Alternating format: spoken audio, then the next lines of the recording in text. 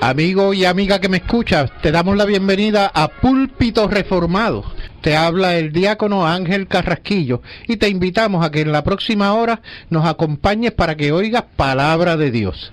Busca tu Biblia, la palabra de Dios, la palabra que no se equivoca, la palabra que no vuelve atrás vacía, esa palabra que es como espada de dos filos, la espada del Espíritu que llega a lo más profundo del ser humano por el poder del Espíritu Santo. Sí, quédate con nosotros para que aprendas de esa palabra que no se equivoca, de esa palabra que es eterna. El hermano Brandy López nos hará la lectura. Hebreos 10, 23 al 25 y Primera de Tesalonicenses 5, el capítulo 5, el versículo 11. Que hermano, busquemos Hebreos 10, 23 al 25. La palabra de Dios dice así: mantengamos firme, sin fluctuar, la profesión de nuestra esperanza, porque fiel es el que prometió. Y consideremos unos a otros para estimularnos al amor y a las buenas obras, no dejando de congregarnos, como algunos tienen por costumbre, sino exhortándonos y tanto más cuando veis que aquel día se acerca. Leo 1 Tesalonicenses 5:11. Por lo cual, animaos unos a otros y edificaos unos a otros, así como lo hacéis. Amén. Hermanos, el tema, la asistencia a la iglesia, y queremos hacer énfasis en este tópico, pero estamos tomando como base o como libro base nuestra confesión de fe de Westminster.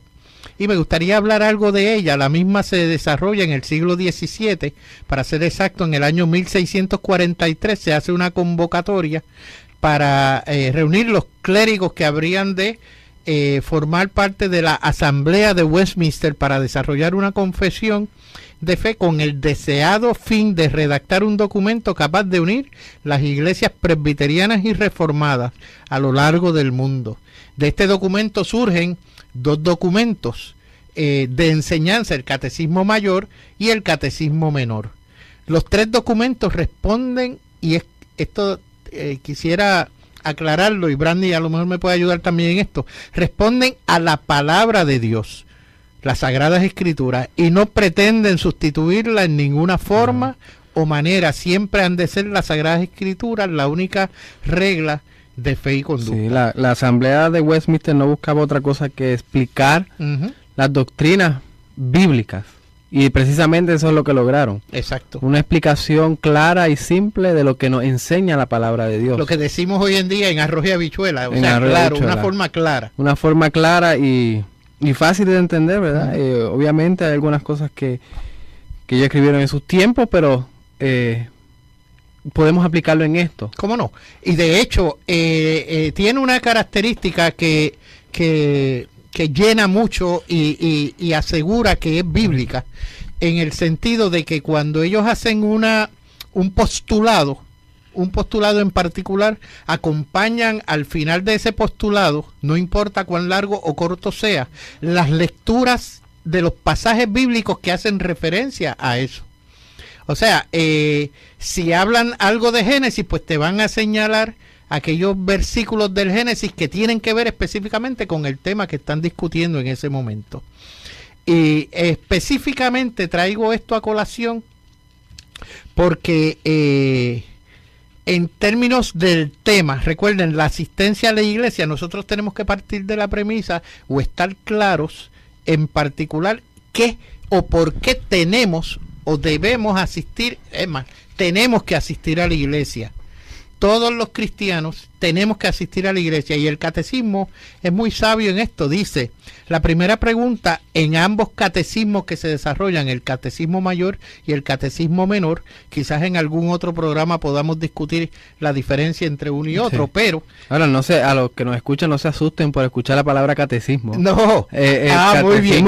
Quiere decir pregunta y respuesta. Exacto. O Y esto ayuda muchísimo a nuestro entendimiento teológico. Así que yo exhorto, si hay alguno que nos está escuchando, ¿verdad? Y nunca ha estudiado el Catecismo Menor y Mayor de Westminster, usted búsquelo y léalo y va a ver el provecho que va a tener. ¿Cómo no? Por ejemplo, la primera pregunta en ambos catecismos está redactada de la siguiente forma: ¿cuál es la finalidad principal de la existencia del hombre? Y la respuesta es clara: la finalidad principal de la existencia del hombre es glorificar a Dios y gozar de Él para siempre. Eso es importante. Finalidad, o sea, ¿cuál es el fin o cuál es el propósito principal de la existencia del hombre?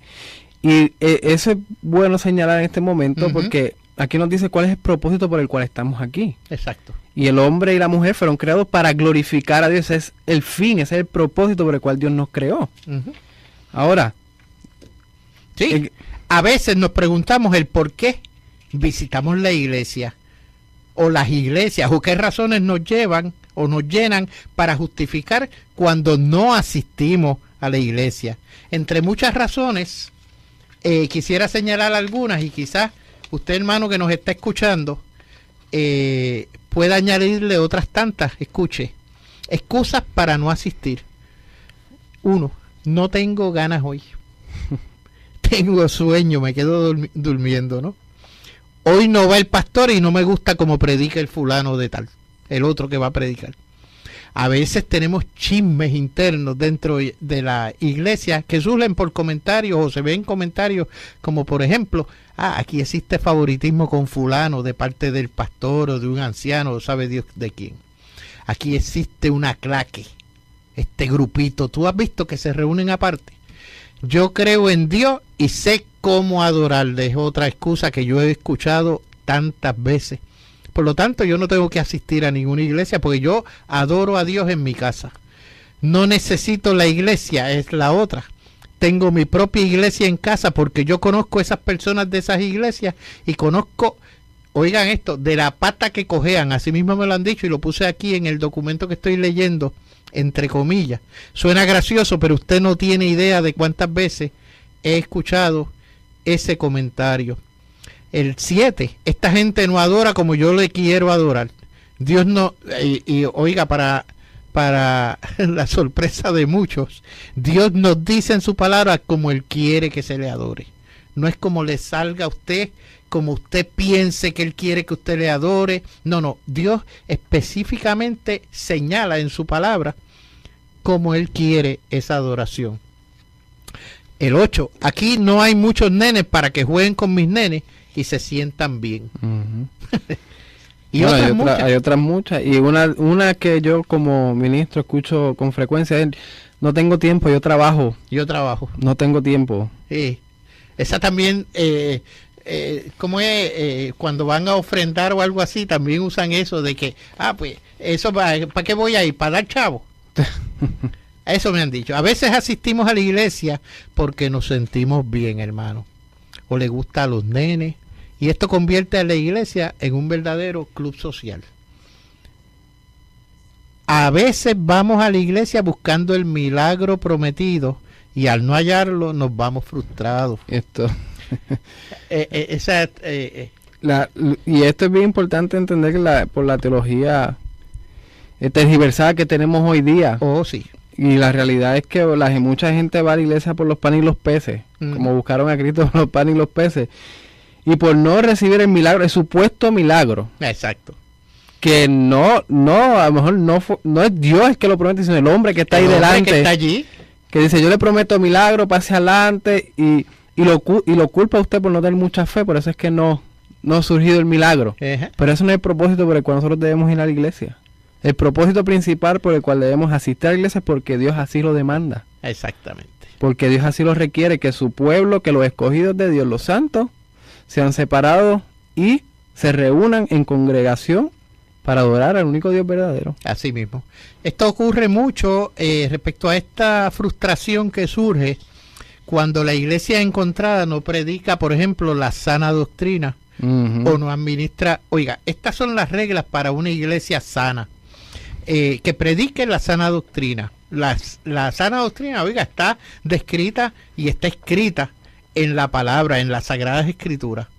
No es una idea, algo, como dicen los muchachos, un pajareo mental de eso. No, es lo que dice el Señor en su palabra.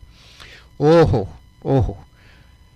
A veces pensamos que la Biblia fue escrita por hombres y eso entonces nos aleja a creer ese mensaje de la palabra. Pero esos son otros 20 pesos y es tela de otro costal para quizás otro programa. No administra los sacramentos, Santa Cena y bautismo. Muchas veces en la iglesia pues no se llevan a cabo esas dos funciones tan primordiales. No, principales y ordenadas. Porque fueron ordenadas por nuestro Señor Jesucristo. Amén. Ninguna iglesia que no practique la Santa Cena y el bautismo es iglesia de Cristo. No es iglesia de Cristo. En la iglesia de Cristo se distingue por estas prácticas, estos sacramentos que vinieron directamente de nuestro Señor Jesucristo. Y tenemos que hacer la salvedad. Estos son los únicos dos Los sacramentos. únicos dos sacramentos. No hay más sacramentos, hermano. Son dos solamente. Son dos solamente.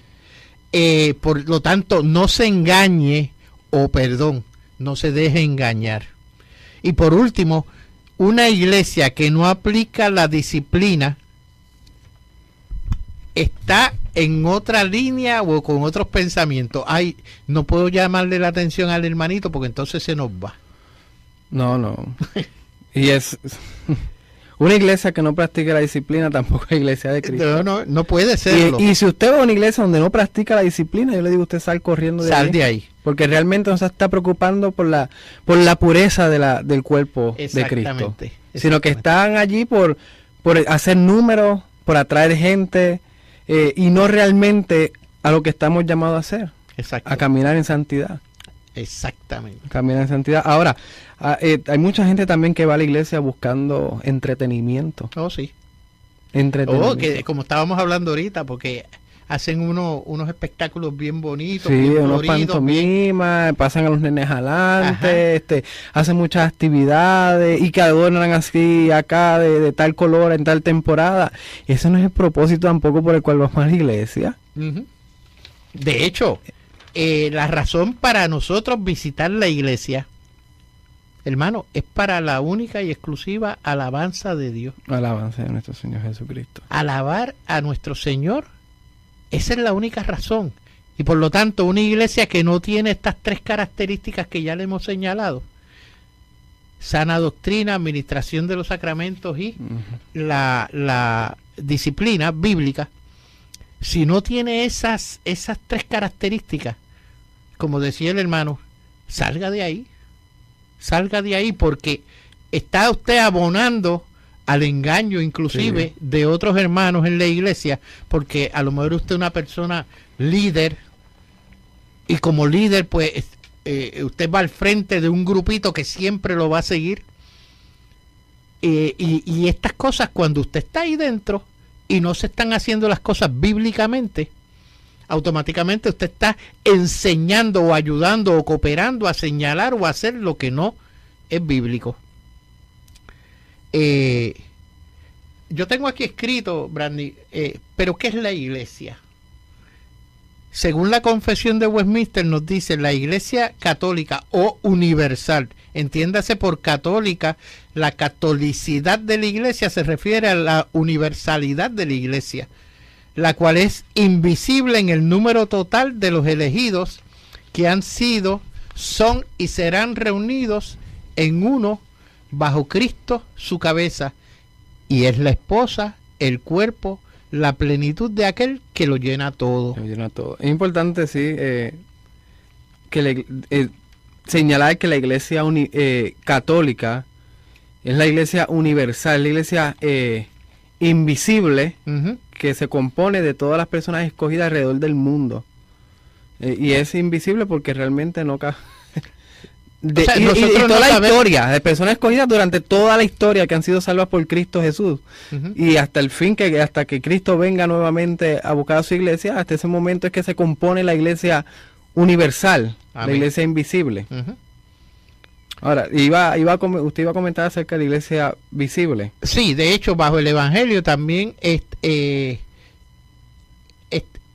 es católica o universal y no está confinada a un país, como tú muy bien estabas señalando, por su universalidad, o sea, está en todos los pueblos del mundo, y no restricta o acuartelada en un solo punto, en un solo sitio. Consiste de todos aquellos en todo el mundo que profesan la verdadera religión juntamente con sus hijos, y es el reino del Señor Jesucristo, la casa y familia de Dios, fuera de la cual no hay posibilidad ordinaria de salvación. O sea, que la iglesia visible es la iglesia local, la iglesia que se ve. Y nosotros como creyentes estamos llamados a ser miembros de una iglesia visible. Exacto, de una iglesia local. Si nosotros leemos Hechos capítulo 2, verso 44, dice, todos los que habían creído estaban juntos y tenían en común todas las cosas, y vendían sus propiedades y sus bienes y los repartían a todos según las necesidades de cada uno, y perseveraban unánimes cada día en el templo y partiendo el pan en las casas, comían juntos con alegría y sencillez de corazón, y alabando a Dios y teniendo favor con todo el pueblo, y el Señor añadía cada día a la iglesia los que habían de ser salvos. O sea, que una iglesia visible, una iglesia local donde se reúnen creyentes a adorar al único Dios verdadero. Y todo creyente está llamado a hacer esto. Exacto. No hay ningún creyente realmente que pueda estar solo. La confesión de fe nos habla de dos iglesias bajo un mismo techo. Hemos hablado de la iglesia invisible y a la vez también se trajo el término visible. Cuando hablamos de ambas iglesias, de ambos conceptos, tenemos que señalar que la iglesia visible es el grupo de personas que usted ve reunidas en un templo, reunidas en ese templo, que llamamos congregación a ese grupo. Esa congregación de personas ahí es lo que vemos. La iglesia invisible ya es el otro concepto que estaba señalando Brandy. Por ejemplo, me gustaría hablar en términos de la iglesia visible. Judas, en Judas 4, nos dice o nos señala: porque algunos hombres han entrado encubiertamente, los que desde antes habían sido destinados para esta condenación, hombres impíos que convierten en libertinaje la gracia de nuestro Dios y niegan a Dios, el único soberano, y a nuestro Señor Jesucristo. ¿Qué está diciéndonos Judas? Que aún en esa iglesia visible, en ese grupo, tenemos gente que no es pueblo de Dios. Hay gente que viene con otros propósitos. Uno de los personajes bíblicos que fue señalado en ese sentido fue Simón Mago, en Hechos 17, si mal no recuerdo. Bueno, Simón Mago fue inclusive bautizado dentro de la iglesia, y sin embargo, cuando vio a Juan y a Pedro haciendo milagros, él quiso comprar de ese Espíritu Santo para él poder hacer lo mismo. De ahí surge el término simonía, que no vamos a discutir ahora, pero es de esa interacción en la palabra entre Simón Mago y los apóstoles que surge esta intención de Simón comprar el poder del Espíritu Santo. Por lo tanto, él no era pueblo de Dios, y lo he señalado en ese sentido. También se ha permitido, con esto de que podemos hacer o dejar de hacer, o que si el modernismo, muchas veces buscamos o permitimos que el liberalismo rampante que ocurre hoy en nuestra sociedad penetre en nuestras iglesias. Gente que busca establecer sus ideas personalistas o personales con respecto al evangelio, y entonces lo que hacen es más bien traer un mensaje errado o equivocado acerca de lo que implica la sana doctrina. La otra iglesia o el otro grupo que está dentro del mismo techo, dentro del mismo templo, es la iglesia invisible, que ya Brandy nos habló. A mí me gustaría leer Romanos 8, los versículos 29 y 30, los extraje de la Reina Valera del 60, que dice, porque a los que antes conoció, también los predestinó para que fuesen hechos conforme a la imagen de su Hijo, para que Él sea el primogénito entre muchos hermanos. Perdón.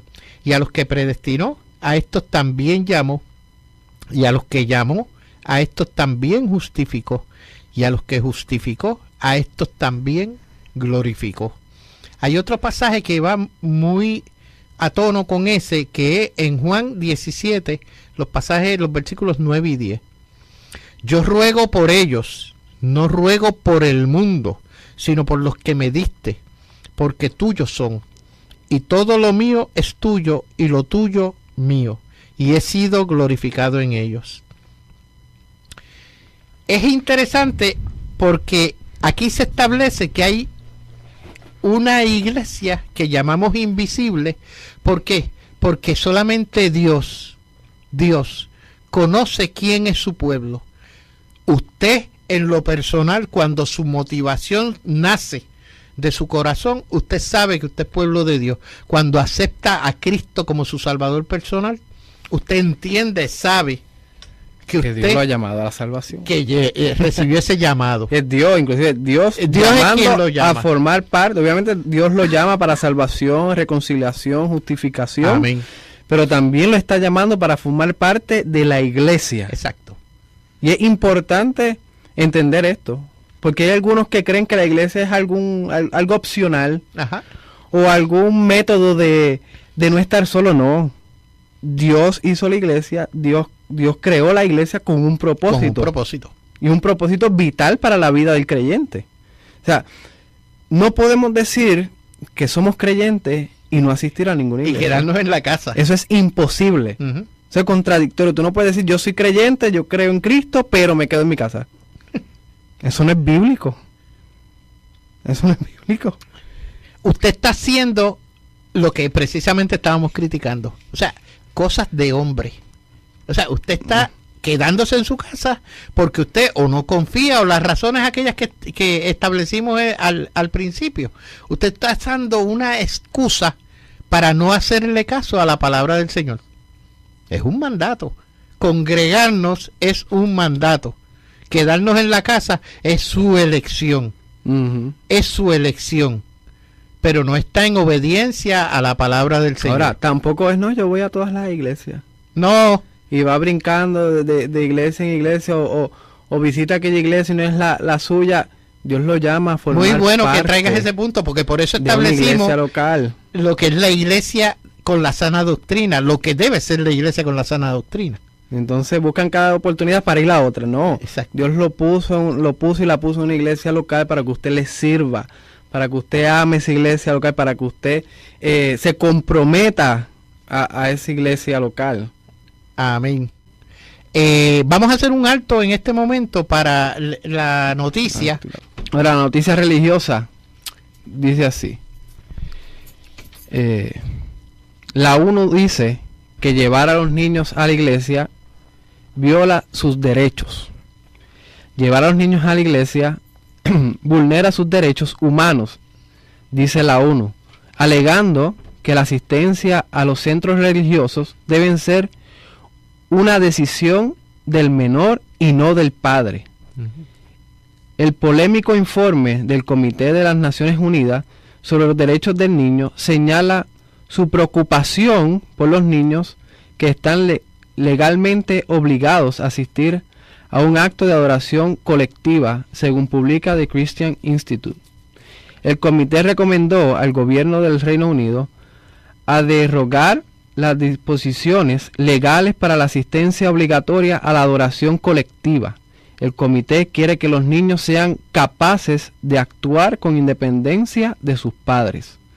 Para David Burrows, un miembro conservador del Parlamento británico, describió el informe como ridículo y dijo que el gobierno respetuosamente puede tirar este informe a la basura, lugar donde pertenece. El acto colectivo del culto no es un ejercicio de adoctrinamiento, es reconocer y respetar la herencia cristiana del país y dar a la gente una oportunidad para reflexionar, dijo Burroughs. La ONU debería invertir más tiempo haciendo su trabajo principal de prevenir la guerra y el genocidio en vez de andar metiendo las narices en los salones de clases de otros países, agregó. Hay asuntos en el mundo que la ONU debe poner mayor preocupación. Es el caso de los desplazados de sus hogares debido a los conflictos y persecución, que el año pasado fue más de 60 millones por primera vez en la historia de las Naciones Unidas, de acuerdo con un informe del Centro de Noticias de esta organización. Los cristianos deben seguir las señales bíblicas. Proverbios 22:6 instruye al niño en su camino, y aun cuando fuere viejo no se apartará de él. Es la mejor obediencia a Dios que los hombres pueden hacer. Oiga, cuando uno lee estas barbaridades, como dijo la persona, el inglés allá, de que tiraría esa resolución o ese documento con respecto a donde pertenece, al zafacón. Pero me trae a la mente, los otros días estaba viendo un programa de televisión y escucho un anuncio. Voy a omitir el producto, es una compañía que vende pan. Y específicamente se ve un joven que dice o señala, bendición abuelo.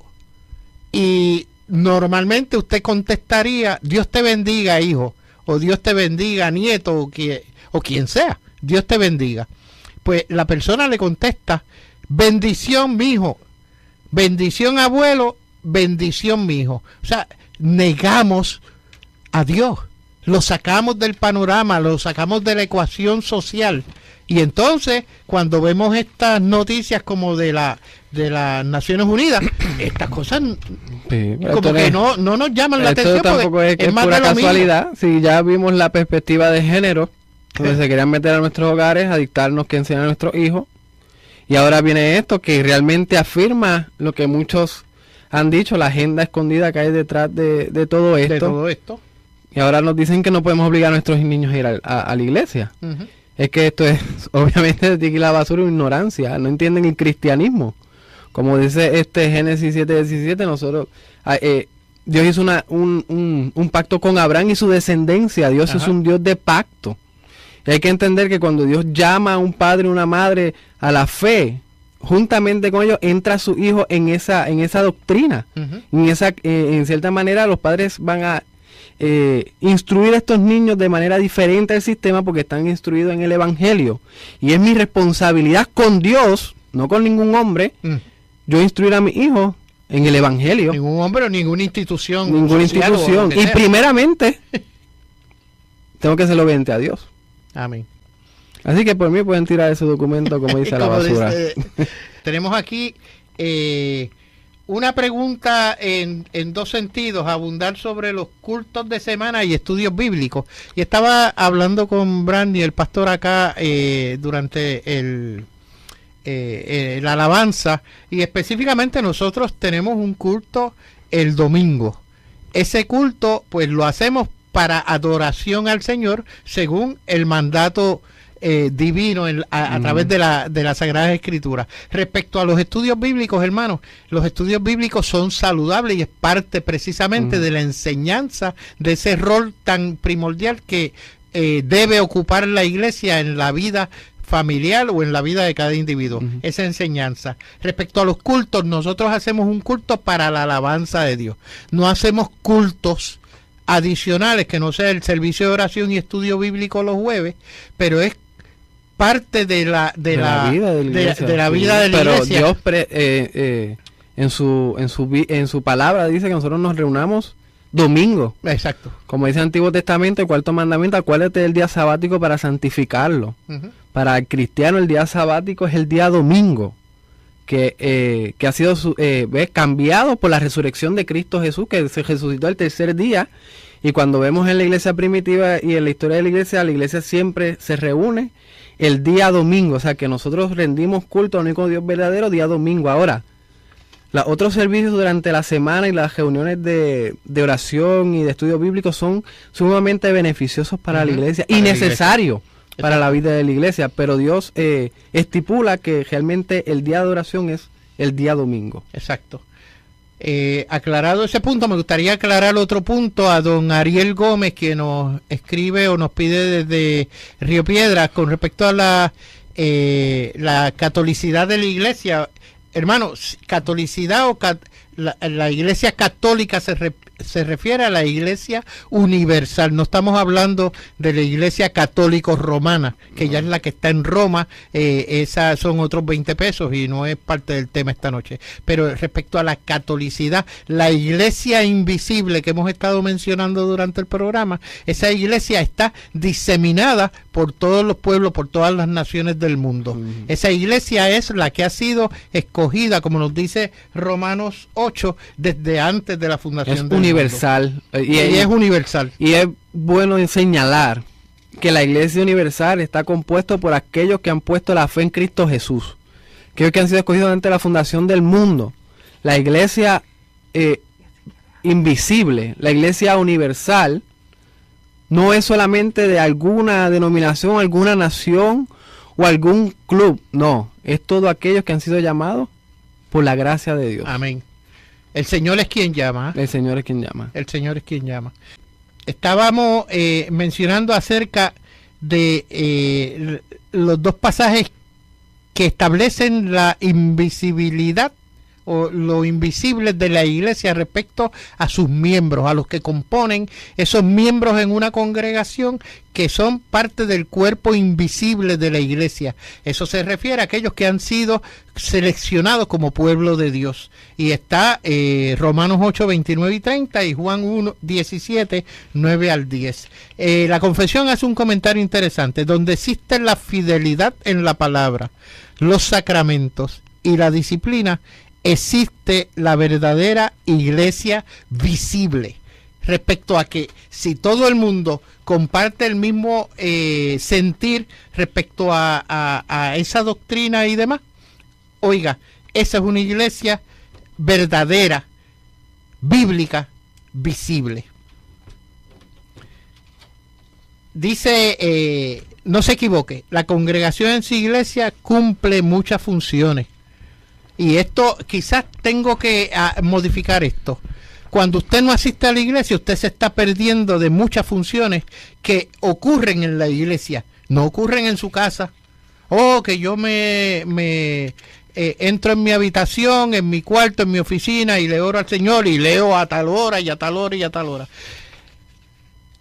Aparte de las tres funciones que hemos mencionado, también nos brinda aquello que decía el texto en Primera de Tesalonicenses 5:11. Por lo cual animaos unos a otros y edificaos unos a otros, así como se hace en las iglesias actualmente. Esa coinonía entre los hermanos en la iglesia, eso da un crecimiento espiritual, hermano, que usted no tiene idea. Si usted no está atendiendo a la iglesia por las razones personales o por sus razones, oiga, ponga a un lado sus razones, ponga a un lado quizás un orgullo que usted pueda tener porque yo no asisto a eso por tal cosa. Oiga, eso son cosas suyas, no está en obediencia a la palabra. Y nuestro propósito aquí en este programa es ese precisamente, que usted obedezca la palabra del Señor, porque esa es la única regla de fe y conducta, Brandy. No, así es, ¿no? Es importante el congregarnos, así nos pide el Señor, y hay muchos beneficios que trae el congregarnos. Obviamente es un mandamiento, pero hay muchos beneficios. En la iglesia es donde único podemos adquirir los medios de gracia que el Señor nos ha dejado, o que se le ha entregado a la iglesia, que han sido importantísimos para el crecimiento espiritual y el conocimiento de la palabra de Dios, que ocurre dentro de la iglesia. Aquí no existe llanero solitario. Aquí no existe tampoco, como decía Pablo, un ladrillo solo no puede hacer un edificio. Exacto. Aquí somos un cuerpo, aquí somos una iglesia que se compone de todos los creyentes. Yo creo que si realmente usted es creyente, si realmente Dios la ha llamado a la salvación, no puede vivir alejado de la iglesia. No puede vivir fuera de la iglesia, ajeno a una iglesia exacto. local. Va a sentir la necesidad de ser parte de un cuerpo. Porque así es que el Espíritu Santo nos guía y trabaja en nosotros dentro de la iglesia. Esta noche nosotros hemos tratado de decirle cómo buscar o qué debe buscar en una iglesia. Cuando usted asista a una iglesia, no se apasione porque si la iglesia es bonita, si es fea, o porque no atienden los nenes. Oiga, usted va a adorar a Dios.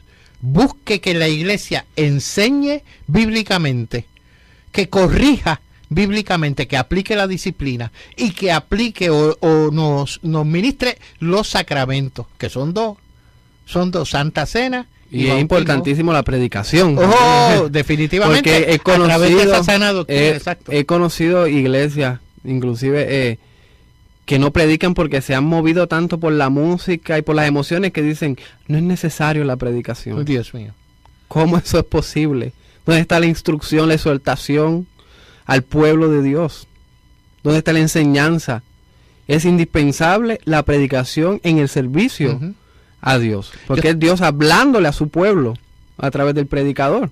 De hecho, se espera en cada actividad, debe haber una exhortación, una reflexión bíblica en cada actividad que haga la iglesia. Por lo tanto, busque eso. Además, si está esperando una iglesia perfecta, déjeme decirle que no la va a encontrar.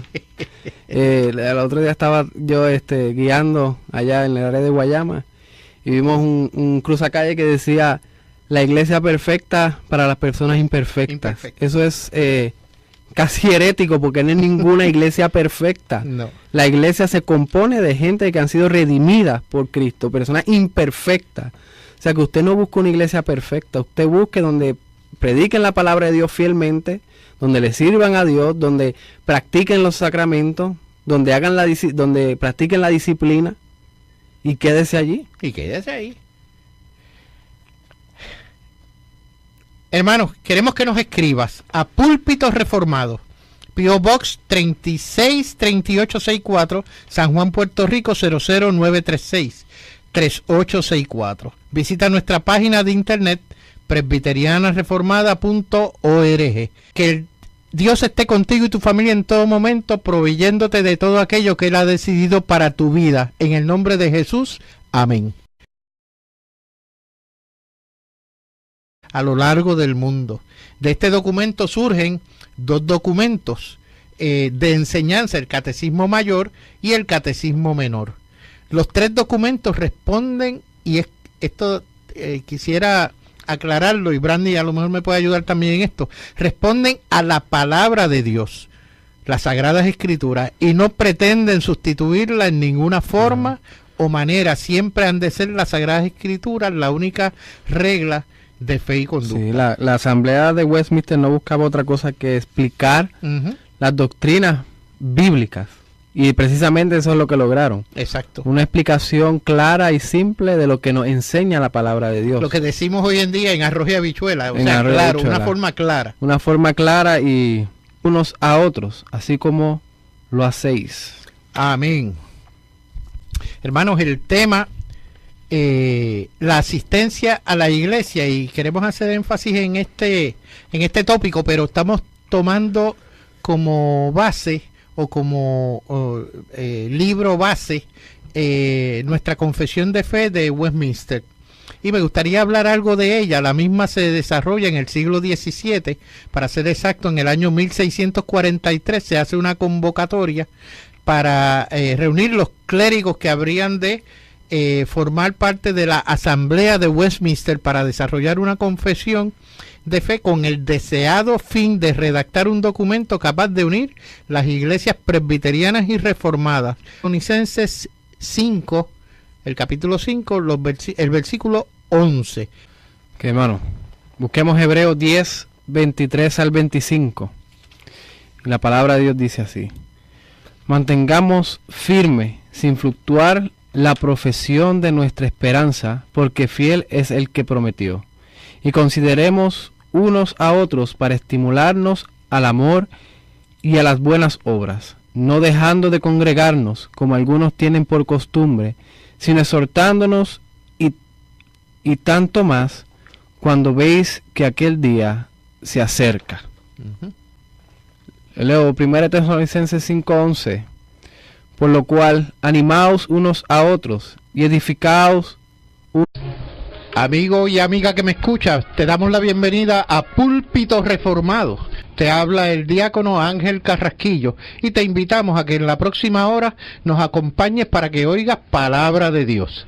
Busca tu Biblia, la palabra de Dios, la palabra que no se equivoca, la palabra que no vuelve atrás vacía, esa palabra que es como espada de dos filos, la espada del Espíritu que llega a lo más profundo del ser humano por el poder del Espíritu Santo. Sí, quédate con nosotros para que aprendas de esa palabra que no se equivoca, de esa palabra que es eterna. El hermano Brandy López nos hará la lectura. Hebreos 10, 23 al 25 y Primera de Tesalonicenses. Y fácil de entender, ¿verdad? Obviamente hay algunas cosas que ellos escribieron en sus tiempos, pero podemos aplicarlo en esto. ¿Cómo no? Y de hecho, tiene una característica que llena mucho y asegura que es bíblica, en el sentido de que cuando ellos hacen un postulado en particular, acompañan al final de ese postulado, no importa cuán largo o corto sea, las lecturas de los pasajes bíblicos que hacen referencia a eso. O sea, si hablan algo de Génesis, pues te van a señalar aquellos versículos del Génesis que tienen que ver específicamente con el tema que están discutiendo en ese momento. Y específicamente traigo esto a